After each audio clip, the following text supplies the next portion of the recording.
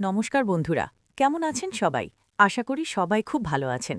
আজকের পর্বে তো আপনারা দেখলেনই, টান টান উত্তেজনায় ভরপুর এক এপিসোড, যেখানে একদিকে মেঘার হিংস্র রূপ আর অন্যদিকে আয়ুষের কুসুমের প্রতি ভালোবাসা। সব মিলিয়ে জমজমাট এক পরিস্থিতি। কিন্তু বন্ধুরা, আগামী পর্বে বা আগামী কয়েকদিনে যা ঘটতে চলেছে তা শুনলে আপনাদের পায়ের তলার মাটি সরে যাবে। আজকের ভিডিওতে আমরা আলোচনা করব আগামী পর্বের এক্সক্লুসিভ আপডেট এবং স্ক্রিপ্টেড প্রিভিউ নিয়ে। নেহার আসল মুখোশ কি এবার খসে পড়বে?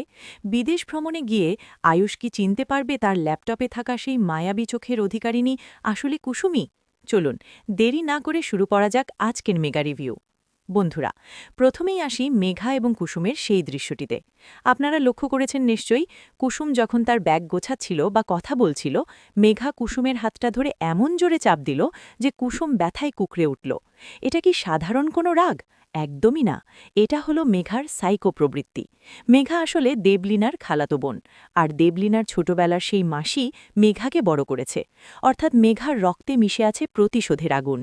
আজকের পর্বে মেঘার এই হিংস্র আচরণ দেখে কুসুমের মনে কিন্তু সন্দেহের দানা বাঁধতে শুরু করেছে। কুসুম খুব বুদ্ধিমতী মেয়ে। সে লক্ষ্য করেছে যে মেঘার চোখে মুখে একটা অস্বাভাবিক আক্রোশ কাজ করছে। আগামী পর্বে আমরা দেখতে পাব কুসুম মেঘাকে কড়া নজরে রাখছে। মেঘা যতই ভালো মানুষই দেখাক না কেন, কুসুমের সিক্সথ সেন্স বলছে এই মেয়েগির মধ্যে ভয়ঙ্কর কিছু লুকিয়ে আছে। কুসুম মনে মনে ঠিক করবে গাঙ্গুলি বাড়িতে বা তাদের বিদেশ ভ্রমণে মেঘা যাতে কোনো ক্ষতি করতে না পারে সেদিকে সে তীক্ষ্ণ দৃষ্টি রাখবে। অন্যদিকে মীনাক্ষী কাকিমার শয়তানি বুদ্ধি কিন্তু এবার বুমের্যাং হতে চলেছে। মীনাক্ষী কাকিমা ভেবেছিল কুসুমের বাবার কানে বিষ ঠেলে সেইকেই বিদেশ যাওয়াটা আটকাতে পারবে। সে খুব নোংরাভাবে কুসুমের বাবাকে বলেছিল যে একটা ছেলে আর একটা মেয়ে বিদেশে একা গেলে সমাজের চোখে সেটা খারাপ দেখায়, কুসুমের সম্মান যাবে। কিন্তু আয়ুষ আজ প্রমাণ করে দিয়েছে সে কুসুমকে কতটা সম্মান করে এবং আগলে রাখে। আয়ুষ নিজেই গিয়ে কুসুমের বাবাকে বুঝিয়ে রাজি করিয়েছে।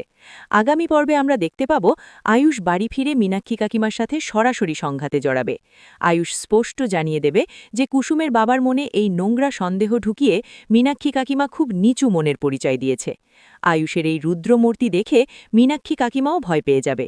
পরিবারের বাকিরাও, বিশেষ করে আয়ুষের ভাই যে কিনা সবটা বুঝতে পারছে, সেও আয়ুষের পক্ষ নেবে।